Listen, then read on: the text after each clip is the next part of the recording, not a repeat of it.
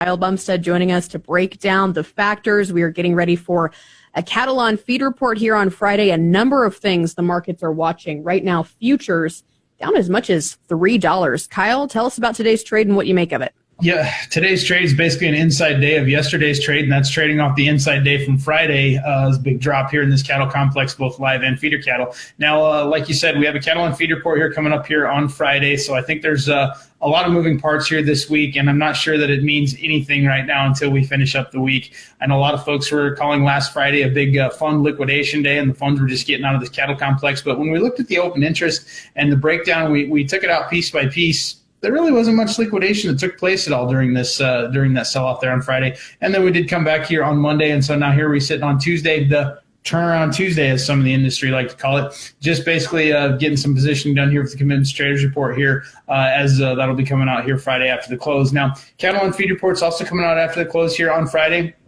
On feed estimate here looks to be 98.8%, the placement number at 94.2%, and the marketing number at 90.1%. Now, if there's going to be any miss at all, I think it's going to be in that marketing number. I think that we should be fairly close on that because we did start to slow the kill down here during the month of May. So a lot of folks are going to be looking at that number for sure, just to kind of see, are we potentially backing up a few numbers here moving forward here, which we might be doing.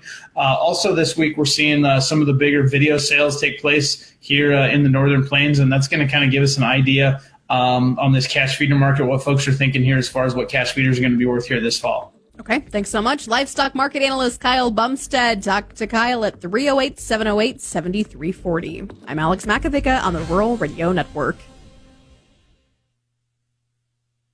If you're a veteran, our nation has created a wide range of benefits to thank you for your service. But it can be difficult to navigate the process of determining eligibility, filing claims, appealing decisions, and securing the benefits you've earned. Speak to your County Veteran Service Officer or the Nebraska Department of Veterans Affairs State Service Office to see what's available to you and your family. These services are 100% free. So visit veterans.nebraska.gov today. Sponsored by the Nebraska Department of Veterans Affairs, aired with the Nebraska Broadcasters Association and this station. In the agriculture industry, you know that news drives decisions that affect your bottom dollar.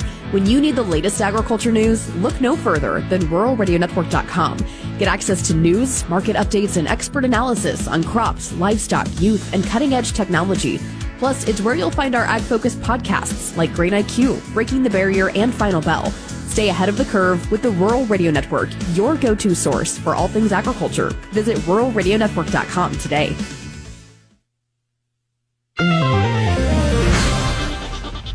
This is a market update. I'm Bruce Gorder on the Rural Radio Network. Well, the Senate released its version of the tax bill late yesterday. The 45Z provisions of the tax bill provide the funding mechanisms for the U.S. biofuels program. And we know that both the House and Senate version of the 45Z provisions provide funding for 7 years through 2031. Both also remove the indirect land use penalty for U.S. feedstocks, which previously punished our biofuel feedstocks for forcing Brazil to destroy more rainforests. The House version limits feedstocks credits to those originating in the U.S., Canada, and Mexico, while the Senate simply gives 80% of the credit value for foreign feedstocks. The House version also continues to give a maximum credit of $1.75 a gallon for sustained aviation fuel, while the Senate version cuts the credit to $1. We'll see how that all works out. July corn down 2.5, 4.32 1/4. December up 3 1/4 at 4.38 1/4. July soybeans up 1 3/4 at 10.71 1/4. November up 6 1/4 at 10.66 3/4. July Chicago wheat up 12.5 at 5.49. July Kansas City up 11 at 5.47. And July wheat in Minneapolis up 4 cents or up a half a cent at 6.23 1/4. August live cattle down 392 at 211.62. October down 317 at 209.72. August feeder cattle down 420 at 306.02. September down 410 at 305.47. August lean hogs 20 cents lower at 112.47. October down 52 at 95.65. You're listening